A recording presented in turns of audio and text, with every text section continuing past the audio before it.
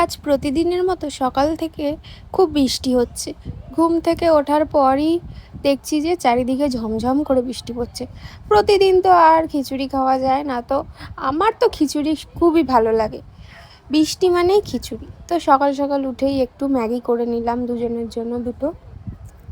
তো এদিকে ম্যাগিটা হচ্ছে আর ওদিকে তো চারিদিকে ঝমঝম করে বৃষ্টি পড়ছে। আমার ভাবনা যে আমি কি রান্না করব, কারণ প্রতিদিন একটা টেনশন থাকে, আজকে কি রান্না করব, কাল কি রান্না করব, পরশু কি রান্না করব। আর ওকে জিজ্ঞেস করলে তো যেটা ইচ্ছে সেটা কর।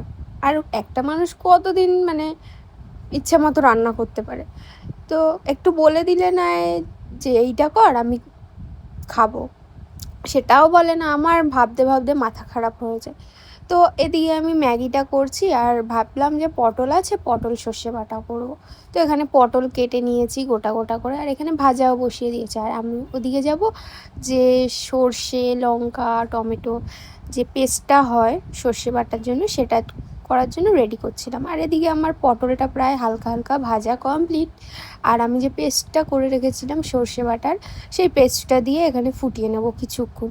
তারপরে ফুটিয়ে নেওয়ার পর তো আমার এখানে পটল সর্ষে বাটা কমপ্লিট। আজকে এটাই রান্না করবো, বেশি কিছু করতে ইচ্ছা করছে না, কারণ বৃষ্টির ওয়েদারে কিছু ভালো লাগছে না, ঘর বাড়ি ভিজা ভিজা, সত্যি ভালো লাগছে না। তারপরে এখানে রান্নাটা কমপ্লিট করে বাসন গোসন মেজে তারপর আমি চলে গিয়েছিলাম স্নান করতে।